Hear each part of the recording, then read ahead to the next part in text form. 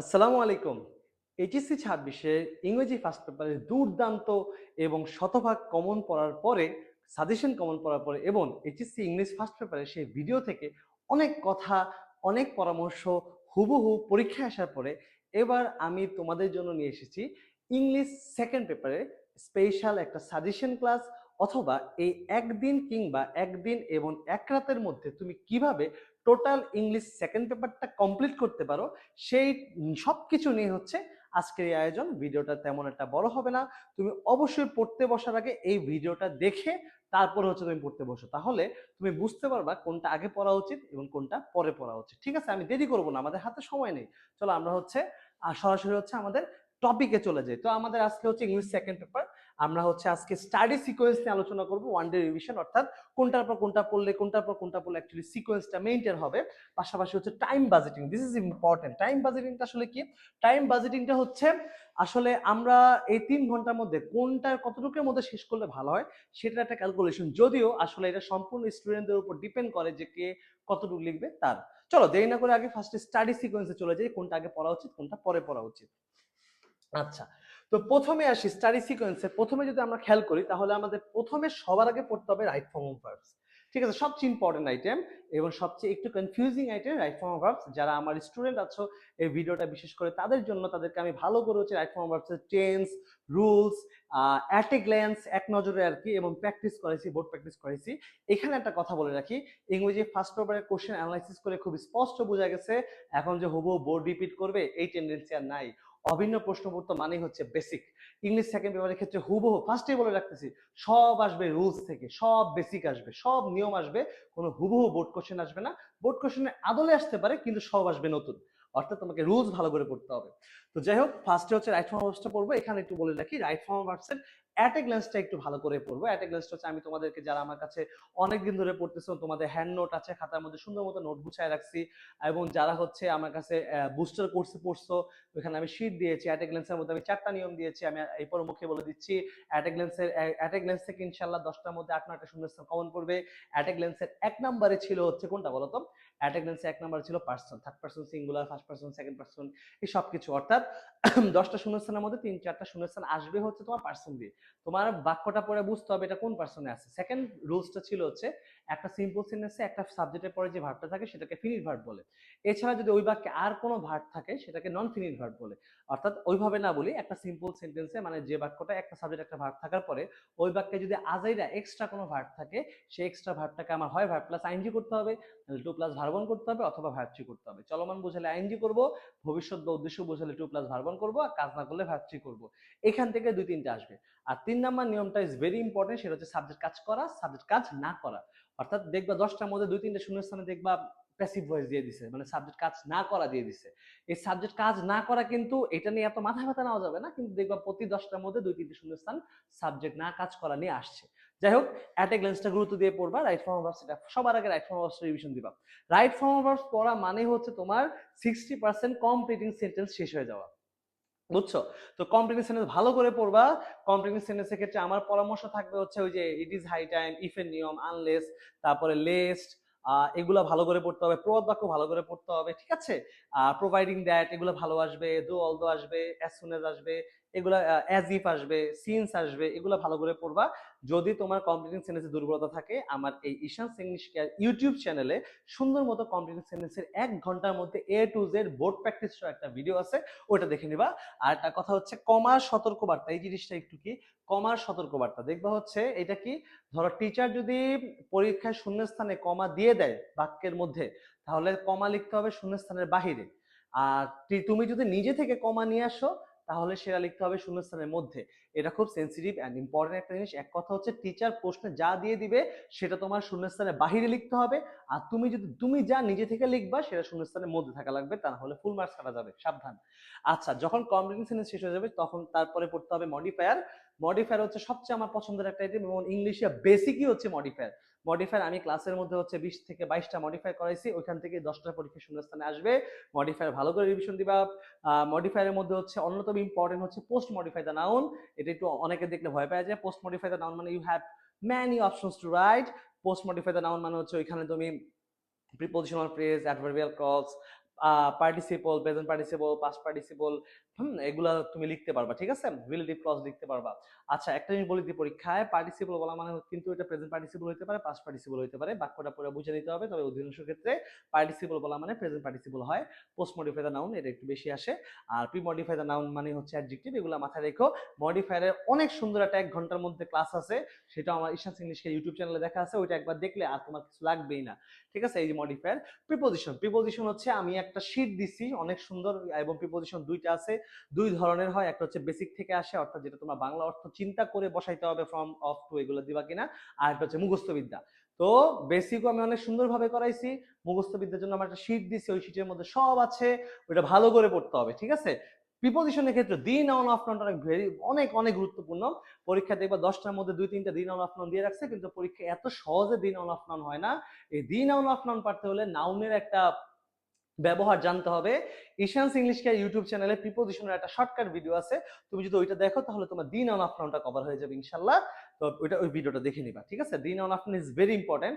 এই নাউনের আগে অ্যাডজেক্টিভ বসে, নাউনের আগে ডিটারমিনার বসে, আর নাউনের আগে ডিটারমিনার প্লাস অ্যাডজেক্টিভ বসে, ওইটার ব্যবহার আছে। তো দি নাউন অফ নাউন পারা মানে হচ্ছে তুমি প্রিপোজিশনে 2-3টা ধরে ফেলছো, বুঝছো। ওকে, এগুলো আমি ক্লাসে কিন্তু অনেক সুন্দরভাবে করাইছি, শীটেও অনেক সুন্দর আছে, ক্লাস নোটে অনেক ভালোভাবে আছে। আচ্ছা, প্রিপোজিশন শেষ হওয়ার পর ফ্রেজ করবা। ফ্রেজ হচ্ছে পৃথিবীর সবচেয়ে সহজ আইটেম। ফ্রেজ লেট অ্যালোন মানে ভাবাই যায় না ওগুলা।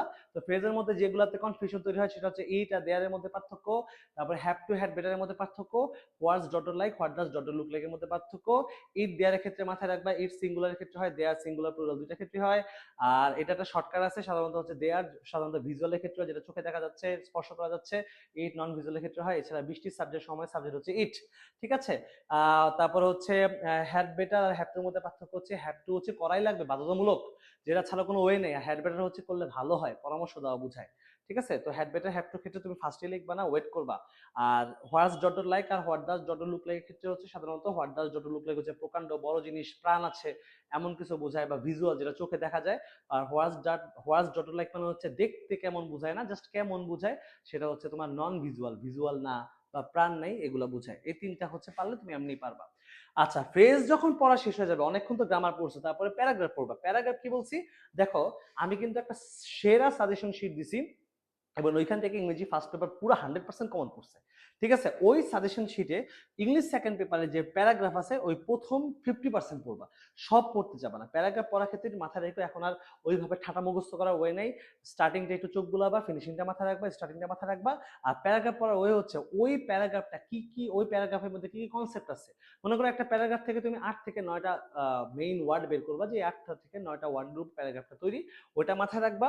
স্টার্টিংটা ভালো করে একটু মাথায় রাখবা, ফিনিশিংটা ভালো করে মাথায় রাখবা। যদি তোমার সাজেশনের যে কটা প্যারাগ্রাফ আছে তার অর্ধেক পড়বা, বুঝছো।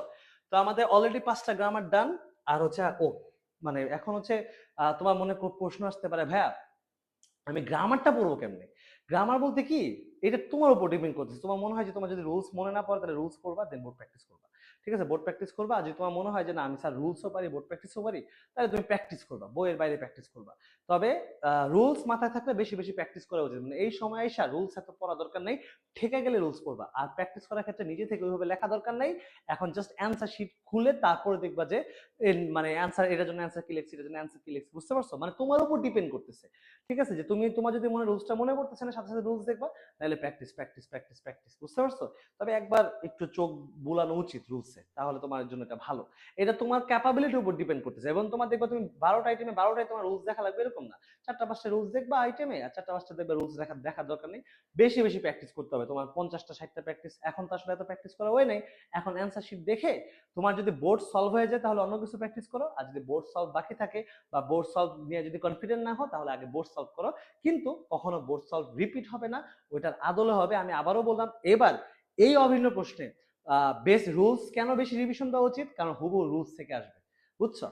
আচ্ছা, প্যারাগ্রাফ শেষ হওয়ার পর রিপোর্ট রাইটিং। দেখো রিপোর্ট রাইটিং এও কি করতে হবে, রুলস এন্ড সাজেশন। প্রথমে হচ্ছে ওই যে রিপোর্ট রাইটিং এর আমি একটা শীট দিয়েছিলাম ক্লাসে, 8টা নিয়ম পড়াইছি, 9টা নিয়ম পড়াইছি। 9টা নিয়মের বাইরে রিপোর্ট লেখা দরকার নেই। কিভাবে স্টার্ট করতে হয়, কিভাবে কয় প্যারা লিখতে হয়, কয়বার ফিনিশিং দেওয়া হয়, এগুলো সুন্দর মতো একটা ক্লাস নোট দিছি, বুস্টার করছে শীট দিছি। এছাড়া আমার ঈশানস ইংলিশ কেয়ার ইউটিউব চ্যানেলে রিপোর্ট রাইটিং এর উপর একটা সংক্ষিপ্ত ক্লাস আছে, ওটা দেখলে হবে। দেন ওটা দেখার পর রিপোর্ট রাইটিং এ যতগুলো সাজেশন আছে, যতগুলো রিপোর্ট দিছি, সব কভার করে ফেলবা। রিপোর্ট এমন একটা জিনিস, হুবহু কমন না পড়লেও কনফিডেন্টলি লেখা যায়, বুঝছো। যদি তুমি নিয়ম পারো, তারপরে ইনশাল্লাহ আমার সাজেশন থেকে ইনশাল্লাহ আসবে। যখন রিপোর্ট শেষ হয়ে যাবে তুমি আবার গ্রামারে ব্যাক করবা, তারপরে পড়বো হচ্ছে ন্যারেশন। এখন ন্যারেশনের ক্ষেত্রে কি হয়েছে জানো, তুমি ন্যারেশনের ক্ষেত্রে হচ্ছে ছোটবেলা থেকে পড়ছো তো ন্যারেশন, ওই যদি তোমার মনে হয় যে একটু চোখ বুলাই রিভিশন রুলসটা, তাহলে চোখ বুলাইতে পারো। এছাড়া 2024 এবং 25 সাল যথেষ্ট স্মার্ট ক্রিটিক্যাল ন্যারেশন করছে। 2024 সাল 25 সালের ন্যারেশন উত্তর সহ প্র্যাকটিস করলেই হয়ে যাবে, বুঝছো? আর তুমি যদি আটকায় যাও সেক্ষেত্রে ন্যারেশনে তোমার শীট, বুস্টার কোর্সের শীট অথবা তোমার ক্লাস নোট একটা বের করলে হয়ে গেল। ন্যারেশন শেষ করা বা প্রণাম করবা, প্রণাম যথেষ্ট সহজ। প্রণামে আমার নিজের একটা 49 মিনিটের ভিডিও আছে, ওটা দেখলে তোমার বোর্ডও করা লাগবে না। তো ক্লাসের মধ্যে আমি অনেক সুন্দরভাবে করাইছি, শীটও দিছি, বুস্টার করছে। তো তুমি হচ্ছে প্রোনাউন 16 থেকে 19 প্রোনাউনের প্র্যাকটিস করলে দেখবে ওই ঘুরে ফিরে ওই কনসেপ্টই দিচ্ছে। প্রোনাউনের ক্ষেত্রে 3টা মেজর জিনিস মাথায় রাখবা। প্রোনাউন সবসময় আগের লাইনের উপর ডিপেন্ড করে। আগের লাইনে যদি 2টা নাউন থাকে তাহলে পরের লাইনে নাউন হবে। আর আগের লাইনে যদি হচ্ছে তোমার হচ্ছে আগের লাইনে যদি একটা নাউন থাকে তাহলে পরের লাইনে প্রোনাউন হবে। যেমন আমি যদি বলি Messi and Ishan are 2 good players, he lives in Bangladesh, তাহলে তো এখন এই হিটা কনফিউজিং হয়ে গেল না, কনফিউশনে পড়ে গেল না, যে হিটাকে মেসি হইতে পারে ঈশান হইতে পারে। তার মানে হচ্ছে ওইখানে তোমার ঈশান লিখতে হবে, কারণ আগের লাইনে মেসি ঈশান 2টা নাম দেওয়া ছিল। আর যদি বলে Ishan is a very good teacher, Ishan lives in Bangladesh, তাহলে আবার ভুলে গেল, কারণ আগের লাইনে ঈশান ছিল যেহেতু একটা নাম ছিল, তার মানে পরের লাইনে আর ঈশান লেখা দরকার নেই, ওইখানে হি লিখলেই হচ্ছে। আরেকটা হচ্ছে ডেমনস্ট্রেটিভের ক্ষেত্রে, সেটা হচ্ছে ডেমনস্ট্রেটিভ মানে কি দিস দ্যাট দিস দোস। ডেমনস্ট্রেটিভের ক্ষেত্রে হচ্ছে তোমার হচ্ছে সবসময় বাক্যের মাঝখানে যদি কোনো দিস দ্যাট দিস দোস পাও, তারপর অবশ্যই, যেহেতু এটা ডেমনস্ট্রেটিভ অ্যাডজেক্টিভ, তার মানে তারপরে অবশ্যই তোমার হচ্ছে একটা নাউন দেওয়া লাগবে, বুঝছো? অবশ্যই এটা, যেমন মানে শুধু যদি বলো যে এরকম যে he faces, he he had, he has faced innumerable barriers in his life, those are very dramatic। তোমার শুধু দোষ দেখলে হবে না, দোষের পরে দোষটা কি ড্রামাটিক ছিল, ওই বাধাগুলো ছিল, তাহলে ওইখানে পুরোপুরি ক্লিয়ার করতে হবে যে দোজ ব্যারিয়ার্স, মানে দোষটা ডেমনস্ট্রেটিভ যে আসলে কি ছিল। ডেমনস্ট্রেটিভের পরে মানে ডেমনস্ট্রেটিভ অ্যাডজেক্টিভের পরে সবসময় নাউন বসে। তো আগের লাইনে সাহায্য নিয়ে আগের লাইন থেকে সেই নাউনটা কালেক্ট করে লিখে দিতে হবে, বুঝছো? আচ্ছা, এই হলো প্রোনাউনের 3টা মেজর জিনিস। তারপরে ভিডিও দেখলে ক্লিয়ার হয়ে যাবে। আমি তো খুব দ্রুত বলতেছি, নিয়ম আসলে দ্রুত বললে মাথায় ঢোকানোটা টাফ, ঠিক আছে? আর্টিকেল, আর্টিকেলের ক্ষেত্রে আর্টিকেল সহজ আছে, আমি ক্লাস অনেক সুন্দরভাবে পড়াইছি, হ্যান্ড নোট দিছি, শীট বুস্টার করছে, শীট দিছি। আর্টিকেলের ক্ষেত্রে দি আর ক্রসটা ভালো করে দেখে যাবা, দি আর ক্রসটা একটু বেশি ইম্পর্টেন্ট। আর এইটার ক্ষেত্রেও দি নাউন অফ নাউন, প্রিপোজিশনের ক্ষেত্রেও বলো বা হচ্ছে প্রিপোজিশনের ক্ষেত্রে বলো, আর্টিকেলের ক্ষেত্রে বলো, দি নাউন অফ নাউনের কনসেপ্ট বুঝলে তোমার তুমি 3-4টা করে দুইটাই পেরে গেছো। এই প্রিপোজিশনের যে শর্টকাট ক্লাসটা আছে ইউটিউব চ্যানেলে, ওইখান থেকে হচ্ছে চাইলে দেখে নিতে পারো 2x স্পিডে বা 1.5x স্পিডে এই দি নাউন অফ নাউন মানে এইটার ব্যবহারটা। এই দি নাউন অফ নাউন পারতে হলে আবার নাউন ফ্রেজ আসতে হবে, নাউন ফ্রেজের আবার বিশাল আলোচনা আছে, ওইটা আবার ফ্লো চার্টের সময় পড়াইছিল। আচ্ছা, তো তারপরে যখন হচ্ছে আমাদের আর্টিকেল এইটা কনসেপ্ট শেষ হয়ে যাবে, তারপর আমরা চলে যাব হচ্ছে কোথায় বলতো, অ্যাপ্লিকেশনে। মানে আমরা না একটা না গ্রামার পড়বো না, আমরা না একটা না হচ্ছে রিটেন পড়বো না, আমার বোরিং লেগে যাবে। মানে আমরা কঠিন সহজ মিলাই ঝিলাই পড়বো। এই যে ধরো আর্টিকেলটা একটু সহজ আছে, প্রোনাউনটা একটু সহজ আছে, এই জন্য অ্যাপ্লিকেশনটা সহজ আছে, তার মানে কঠিন কিছু পরবর্তী ধরবো। অ্যাপ্লিকেশন একবারে পড়ে ফেলবা। অ্যাপ্লিকেশনের ক্ষেত্রে যেগুলো ইউএনও বা ডিসির কাছে অ্যাপ্লিকেশনগুলো লিখতে হয়, ওই relief clamp, flood affected people, এই যে বা ব্রিজ ভেঙে গেছে, এগুলো একটু সেন্সিটিভলি দেখো, এগুলো একটু ঝামেলা করে বেশি। এছাড়া কলেজের প্রিন্সিপালের কাছে যদি কোনো কিছু লেখা থাকে ওগুলো সহজ, ঠিক আছে? অ্যাপ্লিকেশনের ফরম্যাটটা ভালো করে লিখে যাও। অ্যাপ্লিকেশন বোথ সাইড লেখা যায়, অবশ্যই হচ্ছে লেফট টু রাইট, মানে লেফট সাইড থেকে লেখা শুরু করবে, রাইট সাইডে যাবা, ঠিক আছে? ওকে। তো তারপরে হচ্ছে সিনোনিম অ্যান্টোনিম। দেখো সিনোনিম অ্যান্টোনিম আসলে এগুলো লং লাস্টিং ব্যাপার, পরীক্ষার আগের দিন আসলে পড়া যায় না, তবে সিনোনিম অ্যান্টোনিম লেখার কিছু সিস্টেম আছে, ওটা নিয়ে আজকে ক্লাসে আলোচনা করবো। সিনোনিম অ্যান্টোনিম পারতে হলে অবশ্যই বোর্ড কোশ্চেন 2016 থেকে 25 ভালো করে শেষ করতে হবে, যেগুলো আমি ক্লাসে ভালো করে শেষ করছি। তারপর ইংরেজি ফার্স্ট পেপারে যত ভোকাবুলারি আছে অলরেডি তোমার পরীক্ষা দিয়ে দিচ্ছ, মানে ইংলিশ ফার্স্ট পেপারের ভোকাবুলারি তোমাদের মাথায় আছে, ওগুলা থেকেও পরীক্ষা আসবে, ঠিক আছে? তো এইগুলা পারলে তুমি জানতে মানে ইনশাল্লাহ পারবে, আশা করা যায়। আচ্ছা, এরপর আসে হচ্ছে পাঞ্চুয়েশন। দেখো পাঞ্চুয়েশন আমি তোমাদেরকে ক্লাসে রুলস পড়াইছি, অনেক কিছু পড়াইছি, কিন্তু ওইভাবে এত পরীক্ষায় মানে রুলস অনুযায়ী আসে না। পরীক্ষায় পাঞ্চুয়েশন হয় ডায়লগ আসবে না ন্যারেশন আসবে, তো মাথায় রাখবা। যেমন হাই স্যার, শুধু হাই থাকলে হাইয়ের পর হচ্ছে ফুল স্টপ বা আসল চিহ্ন হইতে পারে, কিন্তু হাই স্যার বা হাই বলার পরে কোনো সম্বোধন থাকলে, যেমন হ্যালো, হাই, ওকে, এগুলা থাকলে এগুলা পরে কমা হবে, দেন স্যার বলার পরে তারপরে ফুল স্টপটা হবে, ঠিক আছে? পাঞ্চুয়েশনের ক্ষেত্রে বোর্ড কোশ্চেন করাটা ইম্পর্টেন্ট। 50% কোশ্চেন অ্যানালাইসিস করে দেখা গেছে ওইখানে ডায়লগ আসছে, 50% অ্যানালাইসিস করে দেখা গেছে ওইখানে হচ্ছে ন্যারেশন আসছে, ঠিক আছে? তো এই আর কি। আবার এমন হতে পারে ইংরেজি ফার্স্ট পেপার থেকে হুবহু কোনো একটা অংশ তুলে দিল, ঠিক আছে? তো ডায়লগ, ন্যারেশন, এই দুইটা টার্ম বুঝতে হবে, কোথায় কি ন্যারেশনের ক্ষেত্রে কোথায় কি কোটেশন দিতে হয়, এটা একটু ভালো করে জানতে হবে। আচ্ছা, পাঞ্চুয়েশন গেল, পাঞ্চুয়েশন পুরোটাই প্র্যাকটিস হবে, পুরোটাই তুমি যত বেশি তুমি পাঞ্চুয়েশন পুরোপুরি অ্যান্সার শিট, তুমি কোশ্চেন না দেখলেও হবে, জাস্ট অ্যান্সার শিট নিয়ে বসবা, বুঝছো? পাঞ্চুয়েশন অ্যান্সার শিট নিয়ে দেখবা যে ডায়লগ গুলা কোথা দাঁড়িয়ে কমা সেমিকোলন দিচ্ছে, তারপর ন্যারেশন থাকলে কোথা দাঁড়িয়ে কমা সেমিকোলন দিচ্ছে, তাহলে তোমার একটা কনসেপ্ট পেয়ে যাবা, বুঝছো? এরপর আবার প্যারাগ্রাফে চলে যাবো। ওই যে মনে আছে প্যারাগ্রাফ আমরা কি 50% পড়ছিলাম না? আমরা এখন আমাদের বাকি 50% বাকি আছে, প্যারাগ্রাফে ওই বাকি 50% শেষ করবা। ওরকম মুখস্থ করে না পড়ে তুমি হচ্ছে জাস্ট মেইন যে এই প্যারাগ্রাফটার থিম কি, মানে মেইন বিষয়বস্তু কি, স্টার্টিং ফিনিশিং ভালো করে পড়বা। কম্পোজিশন, দেখো এখন কিন্তু কম্পোজিশন গদবাদা মুখস্থ করে পড়া ওয়ে নেই। কম্পোজিশন মানেই হচ্ছে ওই কম্পোজিশনের মেইন পয়েন্টস গুলো কি কি আছে বা হিন্টস গুলো কি কি আছে সেটা মাথায় রাখতে হবে, বুঝছো? যে একটা কম্পোজিশন ওইখানে আসলে কয়টা প্যারা হবে, তুমি কয়টা প্যারা করবা, এটা তোমার উপর ডিপেন্ড করতেছে, কয়টা হেডিং দিতে পারো, এবং ওই মেইন পয়েন্ট গুলো মাথায় রাখবা যে একটা কম্পোজিশন মানে আমার 8 থেকে 9টা পয়েন্টকে বেস করে তারপর হচ্ছে আমার কম্পোজিশনটা লিখতে হবে, বুঝছো? আচ্ছা, তারপর আসি হচ্ছে যখন ওই যে অনেকে প্রশ্ন করে যে হেডিং কি লিখবো কিনা, হ্যাঁ, ওই যে হেডিং বলতে যে ইন্ট্রোডাকশন এইটা সেটা, ওই যে একটু নীল কলম দিয়ে বা ওটা কোটেশন দিয়ে লিখবো কিনা হেডিং। তো দেখো কম্পোজিশন বা এসে হেডিং দিয়েও লেখা যায়, হেডিং না দিয়েও লেখা যায়।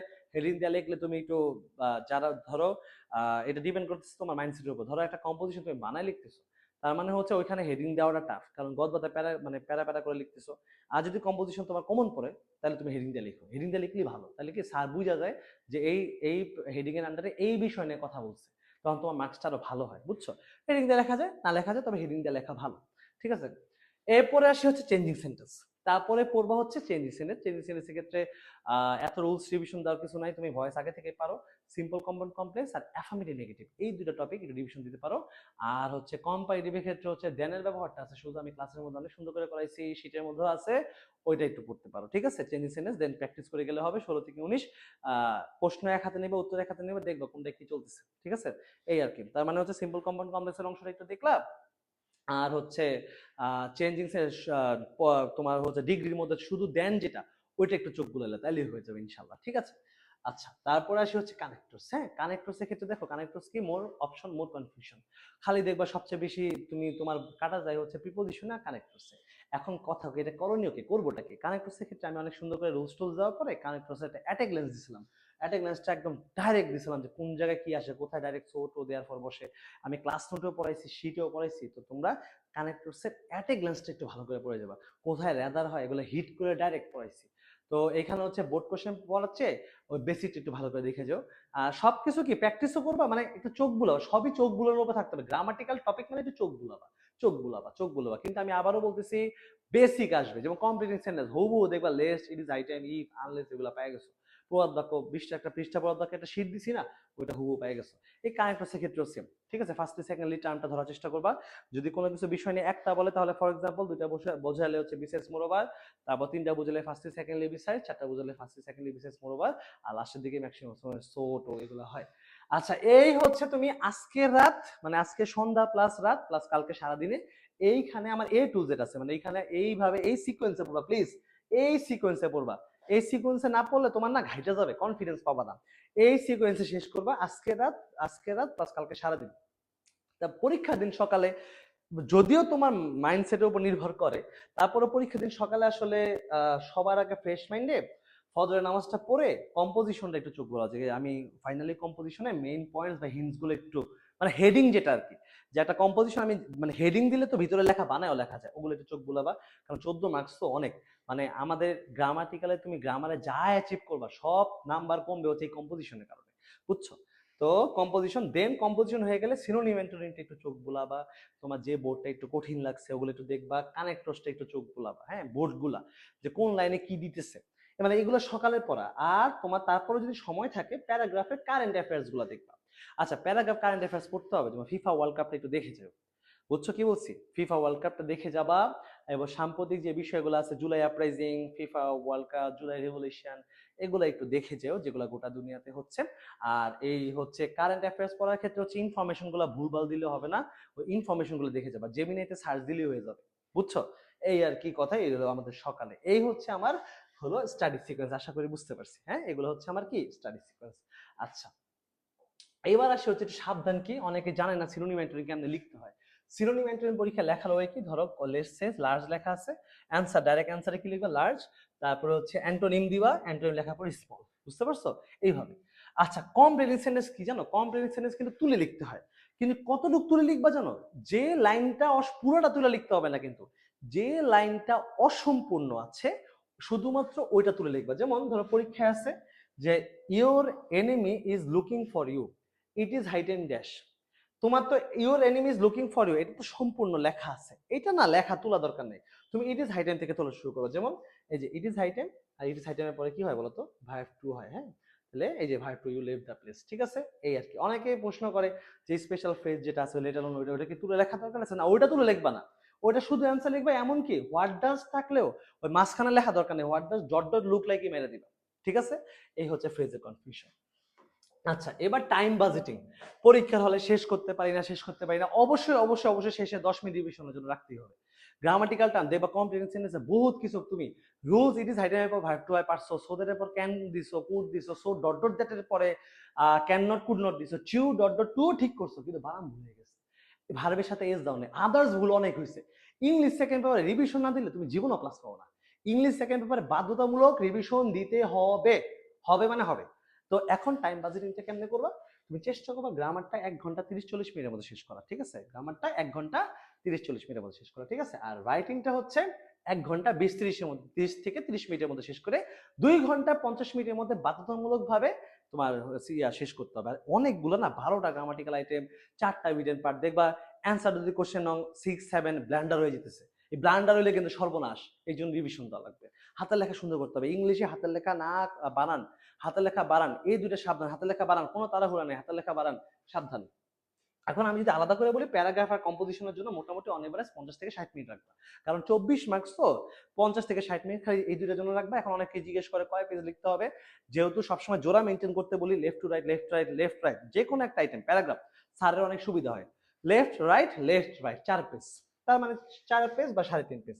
কম্পোজিশনও same, left right left right left right left right 8 page, অথবা আরো আরেক জোড়া বাড়াই দিয়ে 10 পেজ, ঠিক আছে? আর তাহলে হেডিং কটা দিব, অনেক সময় কোশ্চেন আসে হেডিং কটা দিব, সেক্ষেত্রে হচ্ছে তুমি হচ্ছে হেডিং দিতে পারো তোমার হচ্ছে 7-8টা, বা যদি হেডিং না দাও নর্মালি প্যারা দাও তাহলে 8 প্যারা দিতে পারো, ঠিক আছে? বুঝতে পারছো কি বলছি? এই একটা কথা।